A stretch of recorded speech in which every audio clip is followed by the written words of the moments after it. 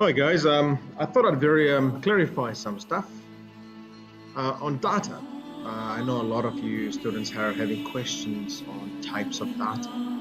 Uh, I'll try to do another video after this one. So basically this video is just talking about type of data. Now, question is, what type of data do I have? Not quite sure who this is. I'll let you decide. Now, data is broken into two major sections. One is called qualitative, qualitative, and one quantitative. Now, in the qualitative section, you have data really in this part which comes in categories. So, for instance, if I was to pose a question, gender, which is males and females. So, males and females are two different categories.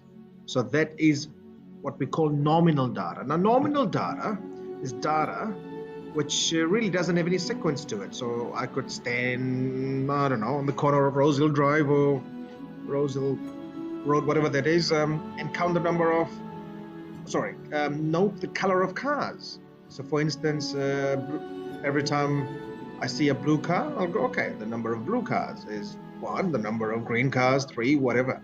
So color also is known as a nominal sort of data. There's no order to it.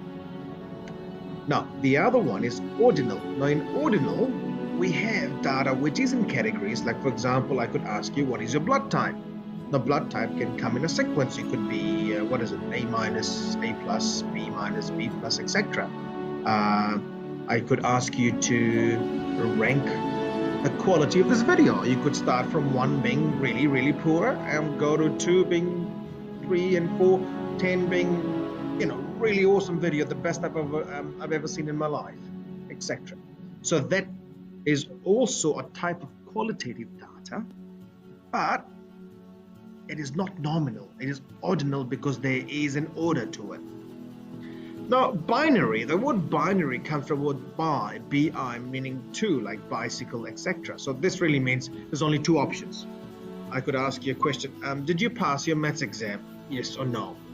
Or pass or fail? I'm sure you can come up with more examples. Now, so this comes under qualitative data. On the right-hand side, you have something which is interesting, which is called quantitative data. Now, quantitative data is broken into 2 parts. Discrete and continuous. So this is data which has numerical values. I'm going to look at continuous first. So I'll give an example of continuous data. Let's say we go out fishing and we measure the length of fish. I don't know what's the legal size of snapper nowadays. What is it, 30 centimeters? So we could also come up with a fish which is say 31.25 centimeters. And if we are really, really accurate, it could be 31.2333 centimeters. See the difference? That there is what we call continuous data. Data which can continue. All right? So height, weight, the length of the finger, school bag weight. These are continuous data. Discrete is data which is not continuous. So for instance, I could say, how many fish did you catch in February? You could say 40 fish. I caught 50 fish. You can't say I caught 41.2333 fish. What, missing a tail or something, etc. So discrete data and continuous data, they are numerical data, yes, but this one here is something which goes on.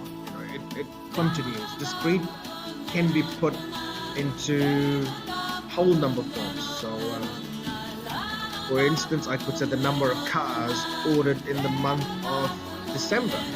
You could say 2,000 cars were ordered.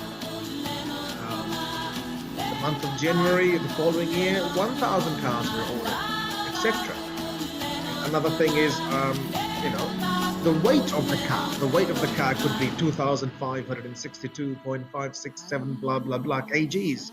Now that there is quantitative data, but it falls under continuous. I hope I've clarified that, and I also hope you like the background music. I quite like it actually. Thank you.